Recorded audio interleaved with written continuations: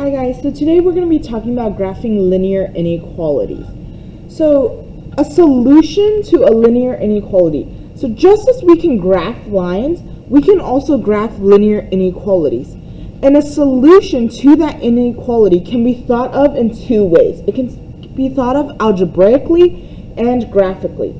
Algebraically, it is all the points, all the x and y values that make the inequality true when we plug it in. Graphically, it's all points in the shaded region. So when we're graphing linear inequalities, we can rewrite our equation in what we call almost slope-intercept form. Unless it's a horizontal or vertical line, then we don't need to rewrite it. Okay? And then we say almost since there's an inequality symbol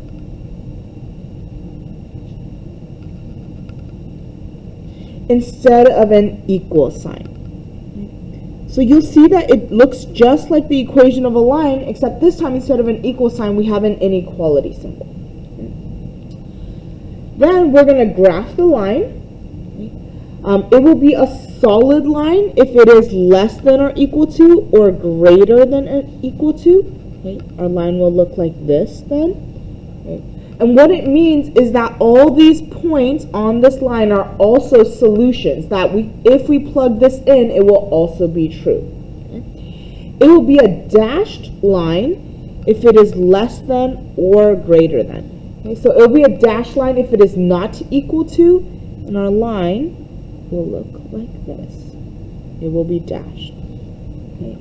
Then to figure out which side we shade, we're going to test a point to figure it out. Okay. So let's get started with our first one. So here I have y less than 2x plus 3. So first I'm going to solve the inequality for y. Okay. So y is already by itself, so I don't need to do that. Okay. Then I'm going to graph the line type. So because this is a less than symbol, it is not equal to, it will be dotted. And what that means is that this line is not part of the solution. If I plug these points on the line in, it will not be true. Right? So let's graph it. So here's my y-intercept at 3. Okay. Then, and so here is my b. Here is my slope. It is 2 over 1, which means I'm going to go up to 1, 2 over 1. Okay, and then if I wanted, I could keep going.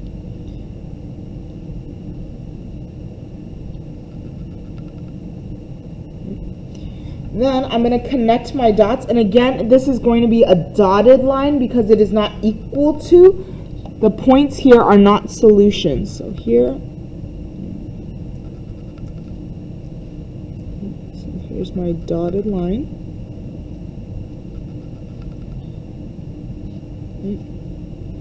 Then I'm going to pick a point to test. Okay, you can pick any point you want, just do not pick points that are on the line. Okay, so I normally choose 0, 0 if it's not on the line. So I'm going to pick a point to check. I'm going to use 0, 0. I'm going to plug this in for x and plug this in for y.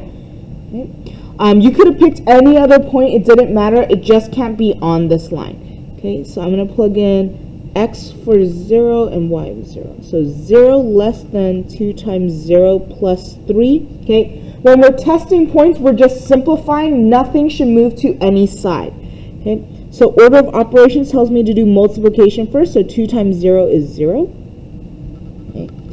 Then order of operations tells me to do addition next. So 0 less than 0 plus 3 is 3. Is 0 less than 3? Yes, it is. So 0, 0 is here. I'm going to shade the side in which 0, 0 is on. Okay, so all I'm going to do is shade this side. Okay, and that is my graph. Okay, so let's flip it over and try another one. Okay, so I'm going to solve the inequality for y. So I want you to solve for y first and then type in what your inequality is. Okay, so this is what you should have gotten. You could actually solve, you can graph this actually using intercepts because 2 is a factor of 6 and 3 is a factor of 6.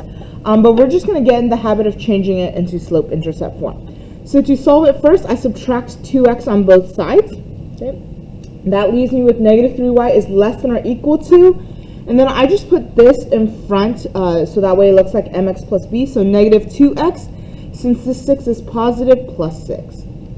Okay. Then next, to get rid of the negative 3 that is being multiplied to y, I divide by negative 3. Negative 3 divided by negative 3 is 1, so 1y. Because I divided both sides by a negative, I flip my inequality symbol, and so that's why it becomes greater than or equal to. Okay. Negative 2 over negative 3, since they're both negative, it simplifies to a positive, so 2/3 x. And then 6 divided by negative 3 is a negative 2. Okay. Next, I'm going to graph my line. Okay.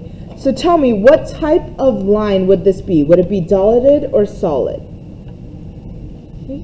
So it would be considered a solid line because of the greater than or equal to. It's the equal to that makes it solid. Okay. So then let's graph it. So here is my y-intercept. It is negative 2. Okay. Then my slope is 2/3, so I'm going to go up 2, right 3. So up 2, 1, 2, right 3, 1, 2, 3. Up 2, 1, 2, right 3, 1, 2, 3. Up 2, 1, 2. And technically you only need 2 points, but since I wanted to be accurate, I'm going to keep doing it through my whole graph. Then it is a solid line. And what that means is that these points, if I plugged it in to the equation, it would still make the, if I plug it into the inequality would still be true. Okay. Next, to figure out what side I'm going to shade, I'm going to test my point. Okay. So again, you can pick any point you want. Okay. I normally pick 0, 0. You just can't pick anything on the line. Okay. So I'm going to pick 0, 0 to test. Okay. Plugging in 0 for the x and the y. So 0 greater than or equal to 2/3 times 0 minus 2. Okay. Then, since we're testing a point, nothing should move. All we're doing is simplifying. So 2/3 times 0 is 0. 0 minus 2 is negative 2. Is 0 greater than or equal to negative 2? Yes, it is. So I'm going to find where 0, 0 is. That's here, and I'm going to shade on that side.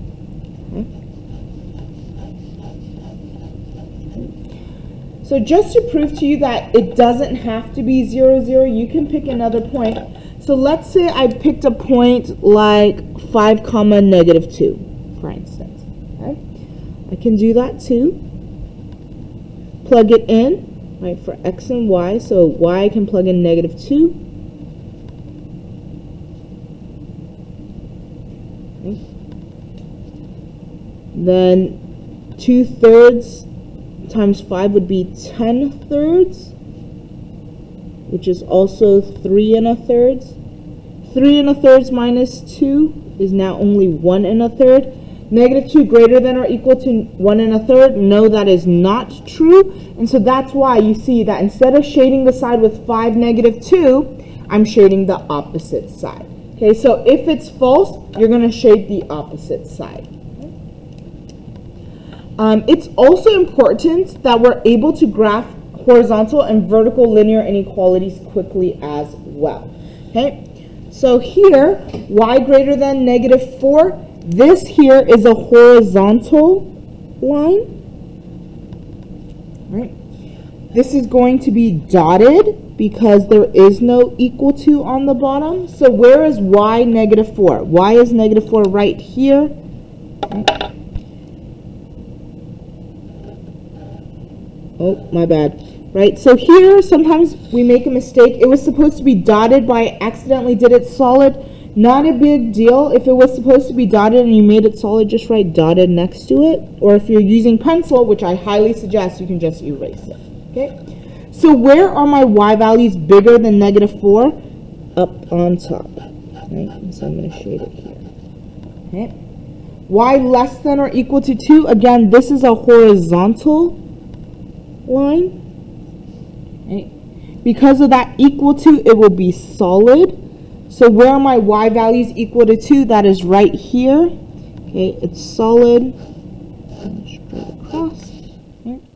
And then where are my y values less than 2? Down here on the bottom. For x is greater than or equal to -4, this is a vertical line. Okay. Because of the equal to here, it is also going to be solid.